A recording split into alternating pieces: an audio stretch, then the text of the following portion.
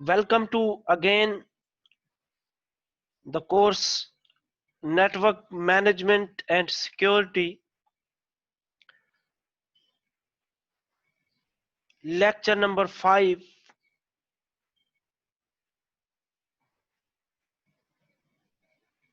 लेकिन lecture number 5 को continue करने से पहले what will we cover so far, हमने चैप्टर नंबर 1 के अंदर कौन कौन सी टॉपिक्स जो हैं हमने कवर किए हैं।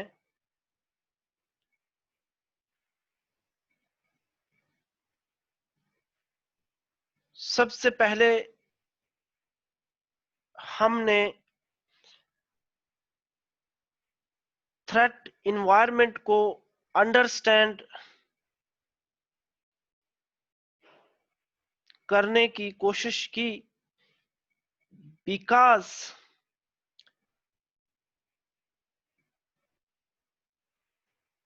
you can't understand the environment or a situation कि आप जब तक environment को understand नहीं करेंगे, you can't protect yourself। आप अपनी उस ऑर्गेनाइजेशन के नेटवर्क को प्रोटेक्ट नहीं कर सकते, क्योंकि इन्वायरमेंट का मतलब है how to face the problem, कि आपको किस किस तरह के इश्यूज जो हैं वो फेस करना पड़ेंगे। जब तक आपको उनका एक्सटेंसिव नॉलेज नहीं होगा तब तक आप उसको प्रोटेक्ट नहीं कर सकते, तब तक आप अपने आप को सेफ गार्ड नहीं कर सकते। उसके बाद second topic we will cover basic security terminologies, जिसके अंदर हमने एक मॉडल को डिस्कस किया। बेसिक सिक्योरिटी मॉडल CIA के नाम से, confidentiality, integrity and availability, and then move to in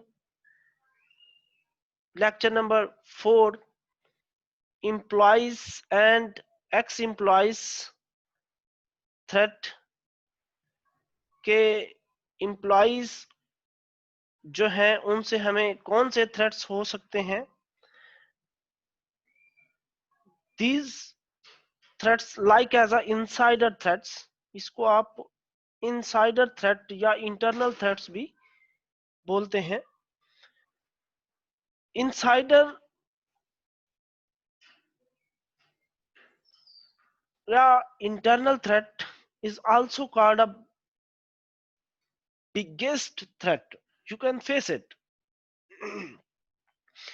ये ऐसे थ्रेट्स हैं जो कि आप बिगेस्ट थ्रेट्स के जुमरे में आते हैं, जिनसे सेफ गार्ड करना it's a necessary part of your organization, your network. These are dangerous because they have a knowledge of internal system।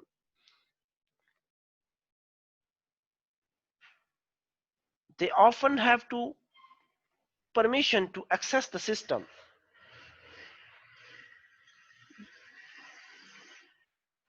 आपने इनको परमिशन दी होती हैं, राइट्स होते हैं, प्रिविलेज मिलती है of employees.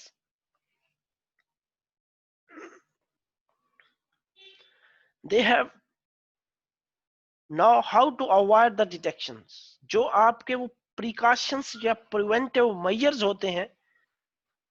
They have the extensive knowledge of your employees, they can understand, they ever know, ये जानते हैं उस से कैसे बचा जा सकता है? Because these employees are generally are trusted of your side, trusted of your organizations. ये एम्प्लॉयज आपकी उस ऑर्गेनाइजेशन का असासा होते हैं, एसेट्स होते हैं. They have to provide the permission. आपने उनको परमिशन दी होती है.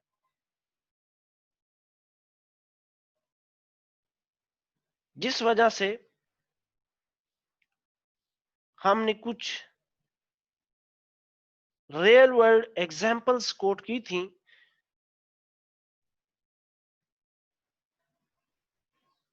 कि एम्प्लॉयज और एक्स एम्प्लॉयज से किस तरह के थ्रेट्स जनरेट हुए और किस तरह उन्होंने ऑर्गेनाइजेशंस को ब्लैकमेल किया और उस ऑर्गेनाइजेशन को किस तरह के इश्यूज फेस करना पड़े. बट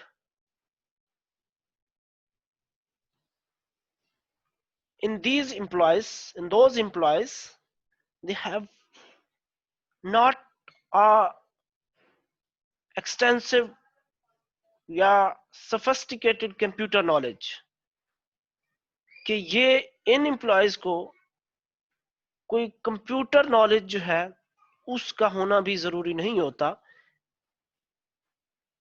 क्योंकि ये इंटरनल ऑर्गेनाइजेशन के अंदर काम कर चुके होते हैं, उस इन्वायरमेंट को समझते हैं.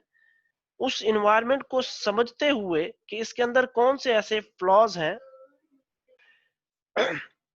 इनको उन फ्लॉज का पता होता है. they have a better knowledge of internal network, and then they have penetrate of this flaws. किस फ्लॉज को जो है जानते हैं, जिस वजह से वो आपके इस नेटवर्क के अंदर पेनिट्रेट करते हैं.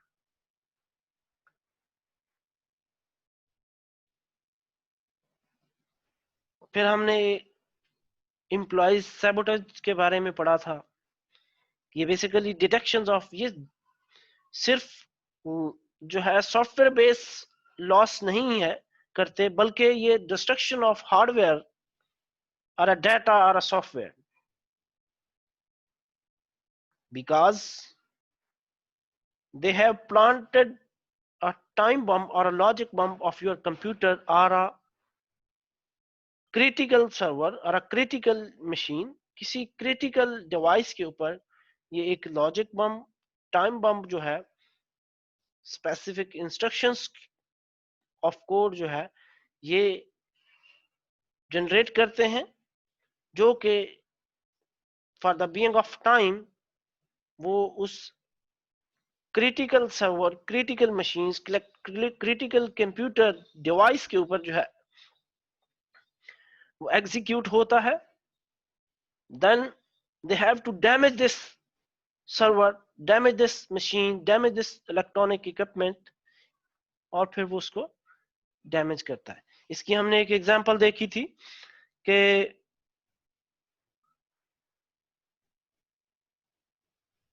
To traffic engineers Los Angeles city के अंदर जो है ये काम करते थे. इन्होंने क्या किया, hacking the city traffic centre, जो उनके मेन सिग्नल थे, मेन ट्रैफिक सिग्नल थे फॉर बिजिएस्ट ऑफ इंटरसेक्शन,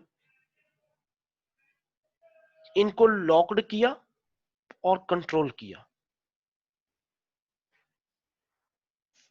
और फिर इनसे जो है कुछ चार्ज किया, फिर इनका कंट्रोल जो है इनको रिवर्ट बैक किया. तो इन एम्प्लॉयज ने जो है उनको फिर रिस्टोर किया. बेसिकली इनका पर्पस ये था कि इनका कोई कॉन्ट्रैक्चुअल एम्प्लॉय थे और इनका कोई इशू उनके साथ था, कंपनी के साथ.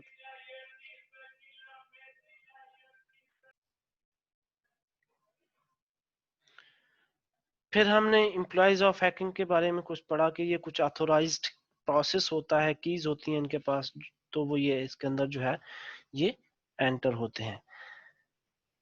And then move to financial thefts, जिसमें हमने एक सिस्को की एग्जांपल देखी, जिन्होंने कुछ जो है स्टॉक जो है अपनी आईडी के थ्रू जो है वो किसी और की आईडी के थ्रू जो है वो उसको उन्होंने इलीगली उसको एक्सेस किया और कुछ स्टॉक जो है वो ट्रांसफर किया, जिनकी वर्थ जो है 8 मिलियंस थी। फिर इंटेलेक्चुअल प्रॉपर्टीज आईपी के बारे में आपको मैंने बताया कि ये कुछ कॉपीराइट्स पे पेटेंट्स होते हैं, like that plans, formulas, business strategies. ये बेसिकली जो है आपके इंटेलेक्चुअल प्रॉपर्टीज के जुमरे में आते हैं, इनके बारे में हमने पढ़ा। तो आज का जो हमारा बेसिक टॉपिक होगा जिसको हम कवर करेंगे, traditional and external attacks. Previous जितना भी हमने पढ़ा ये बेसिकली इंटरनल थ्रेट्स थे, जो कि किसी भी ऑर्गेनाइजेशन को इंटरनल जो है वो फेस करने पड़ते हैं। जो आज का टॉपिक है हमारा वो है ट्रेडिशनल एक्सटर्नल अटैक्स, के ऐसे अटैक्स जो आपको बाहर से फेस करना पड़ेंगे। उनमें कौन कौन से आते हैं? A traditional external attacks use the internet to send the malware into corporations, into your organizations, and hack into your computer or damage it. ऐसे अटैक्स जो इंटरनेट के थ्रू सेंड किए जाते हैं, कुछ मेलवेयर्स होते हैं आपकी कॉरपोरेशंस के अंदर, आपके उस ऑर्गेनाइजेशन सेक्टर के अंदर, और उनको हैक किया जाता है या फिर उनको डैमेज किया जाता है। मेलवेयर्स हो सकते हैं, वायरसेस हो सकते हैं, वॉर्म्स हो सकते हैं। A classic malwares is the generic name of any level of software.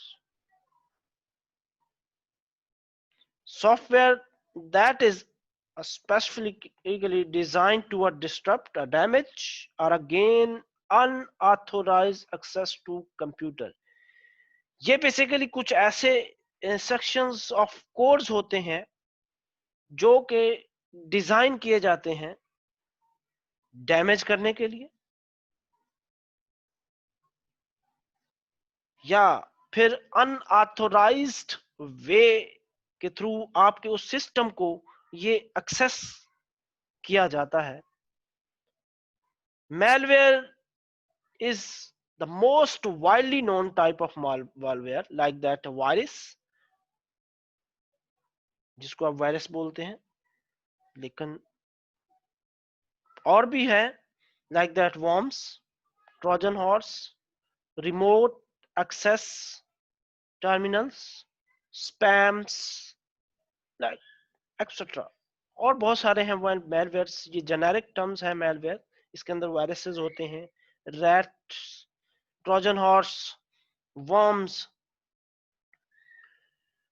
इसकी एक रियल वर्ल्ड एग्जांपल है मेलवेयर। ये एक सीरियस थ्रेट है, जून 2006 के अंदर जनरेट हुआ। इसकी एक पूरी ये डॉक्यूमेंट्री है। माइक्रोसॉफ्ट ने जो है ये एक रिजल्ट दिया है, survey of user who allowed their computer to be scan for a malware। उन्होंने क्या किया, माइक्रोसॉफ्ट ने कंप्यूटर्स को का सर्वे किया और स्कैन किया मेलवेयर्स को, और जिसके अंदर 16 millions of pieces of malwares। उन्होंने क्या किया कि 16 मिलियंस ऑफ द यूजर्स के सिस्टम को स्कैन किया और आइडेंटिफाई किया इनमें से 5.7 million machines are examined, जिनमें उन्होंने देखा कि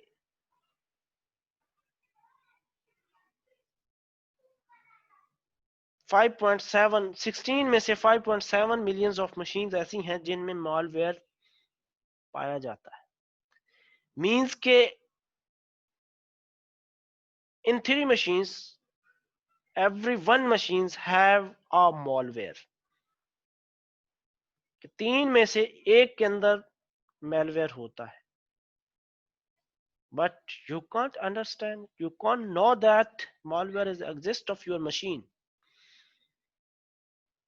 And then what is a virus? Viruses is a program that attach themselves to legitimate programs on the victim machine. ये कुछ ऐसे programs होते हैं जो कि अटैच होते हैं आपके उस प्रोग्राम्स के साथ और बाद में वो इन्फेक्ट करते हैं, ट्रांसफर्ड होते हैं कंप्यूटर्स के अंदर और फिर रन होते हैं। It's attach itself and other program of your machines. जब बेसिकली किसी चैट पैनल के थ्रू आपके सिस्टम के ऊपर एग्जिस्ट करते हैं and then automatically it's attach of your files and then move to another system. Viruses is attach itself of your programs on those machines. It's a primarily spread via using a email. ये emails के through जो है आते हैं। जब आप कोई file जो है वो ट्रांसफर करते हैं, शेयर करते हैं, डाउनलोड करते हैं वेबसाइट्स से, उसके थ्रू जो है ये इटसेल्फ अटैच होते हैं और आपके कंप्यूटर के ऊपर लॉन्च होते हैं। Through the network applications, viruses can spread very rapidly today. It's a real life examples are a real routine's life like that. You can download any applications or a software, and they have also instructions. You can click off this and then download. You can click on this tab, then download. होता यह है कि जब आप कोई चीज download कर रहे होते हैं तो आप ट्रस्टेड वेबसाइट से डाउनलोड नहीं करते, रजिस्टर्ड वेबसाइट से नहीं डाउनलोड करते, तो फिर आपको वो कहता है कि you can click on this tab. आप क्लिक करते हैं, आपको ये नहीं पता होता कि इसकी बैकएंड पे कौन कौन सी फाइलें जो है ये अटैच होती हैं।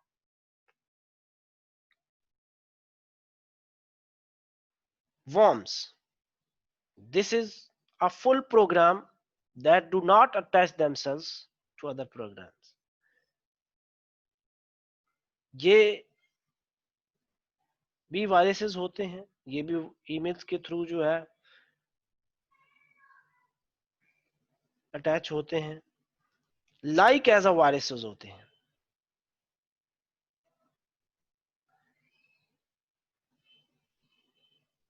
इनमें से कुछ ऐसे वर्म्स हैं जिनको हम डायरेक्ट प्रोपेगेशन वर्म्स बोलते हैं। ये क्या करते हैं, ये कैसे अटैच होते हैं?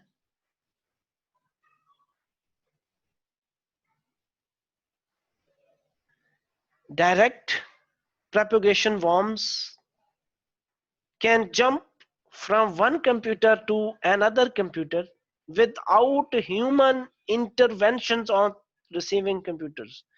Computer must have vulnerability for direct propagation of to the world. ये बेसिकली क्या करते हैं, ऑटोमेटिकली जंप कर जाते हैं आपकी उस एक मशीन से दूसरी मशीन में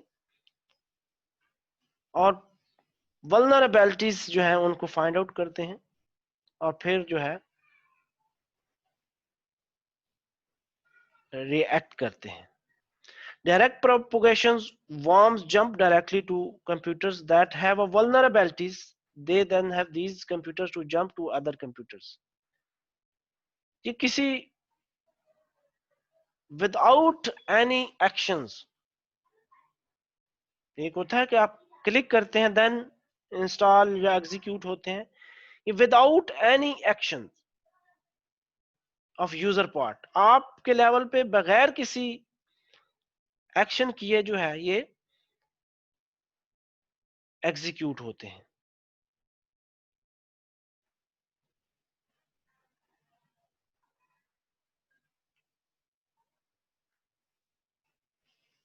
slammer bombs on January 25, 2003, the slammer bombs exploded across the internet. 10 minutes before handful of people knew it existed, the slammer had infected 90% of all of vulnerables. ये एक रिपोर्ट है स्लैमर बॉम्ब्स की।